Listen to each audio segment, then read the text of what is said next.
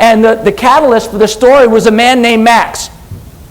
Now Max, when I first met him, he was 98 years old.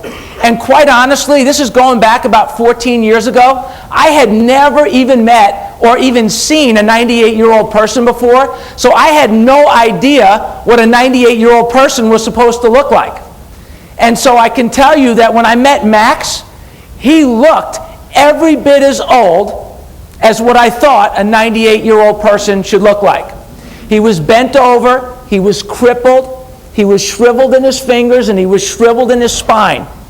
And you could see the anguish in his face because he was in a lot of pain. And because I had never seen a 98-year-old person before, I had also obviously never taken care of a 98-year-old person before, so I had no idea how chiropractic was going to be able to help him, or even if chiropractic was going to be able to help him. But I began taking care of him, and I made no promises, and I was kind of excited that after about a week and 2 weeks and a month and 2 months and 3 months, that Max, literally, you could see that he started to open up a little bit. You could see the stress starting to leave his spine. You could see he had more mobility. And we got really excited. And so Max, when he would come in the office, he would start to move with a little more pep in his step.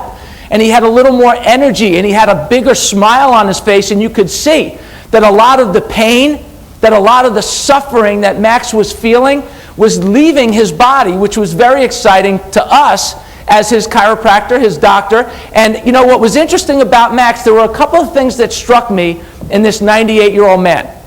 The first thing that struck me is that he was crippled up in his aging, in his longevity, which kind of hurt to see a man who was such a beautiful soul, which was another thing that we saw in Max, that he was really a beautiful soul. How many of you ever had a person where you just met them and instantly you made this connection spiritually that you knew that there was something sweet there? Raise your hand if you know what I'm talking about.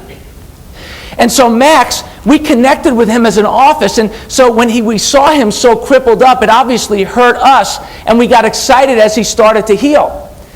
But there was something else that I noticed about Max, and my staff noticed it also, in that he would always come to the office alone.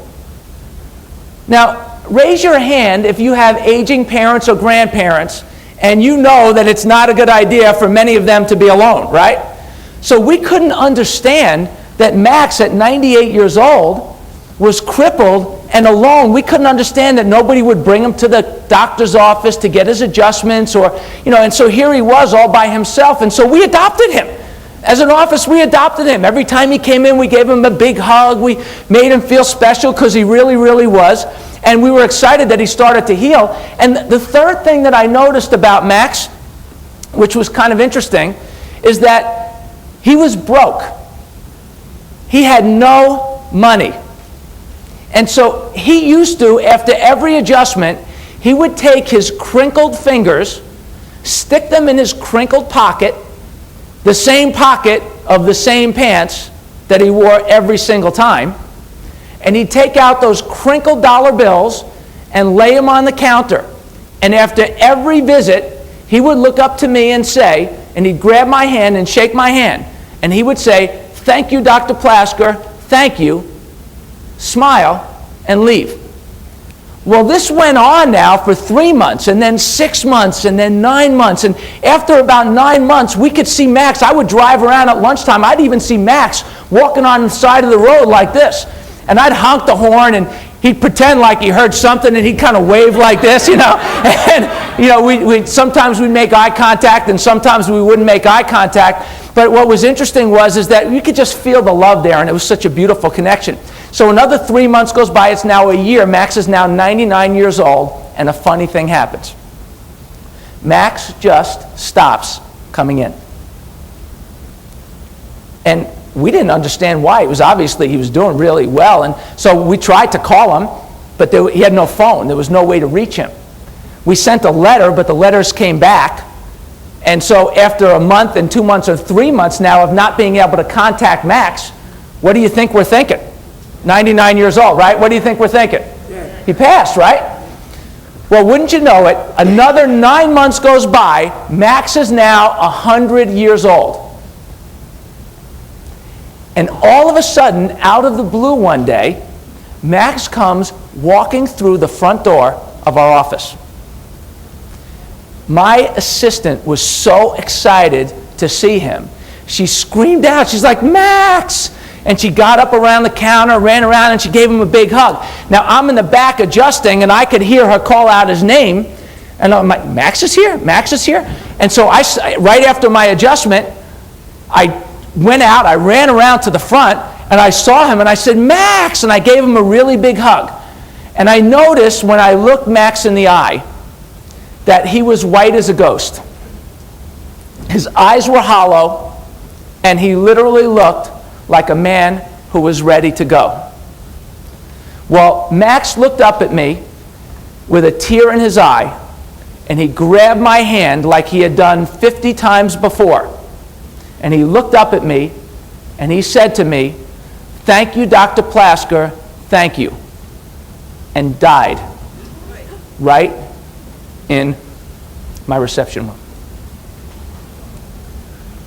Well, I must tell you that that had never happened to me before. People don't go to chiropractic offices and pass away. People go to chiropractic offices and they get healthy, they get energy, they get alive, they get younger, they get more flexible, they feel better, they get more hope for their life and their future and flexibility, and they feel younger every day. And so when this happened, I was literally shocked. And when Max fell over, his spirit was gone. Instantly, rigor mortis had immediately set in. We tried to revive him. It was no use. And then before you know it, the paramedics came, took him away, never to be heard from again. And I couldn't get it out of my head. As you could imagine, I didn't sleep very good that night, right? You can imagine that. And I just couldn't help but think that if Max had known that he was going to live to 100 when he was 30, 40, 50, 60, 70 years old, or even 80 years old, how would he have lived his life differently so that he didn't get there crippled, broke, and alone? But that instead he got there in style, with life and energy and passion and enjoying life and embracing every day and experiencing quality. And I started to think to myself, was Max an isolated case? Was it unusual to live to 100? I mean, come on, how many people could possibly be living to 100 years old? And then I started reading some of the magazines that were out there, and Time magazine does a story on people living to 100. Discover magazine does a story on people living to be 100 years old. And you know what we find out is that 100-year-old people today are one of the fastest growing segments of the population.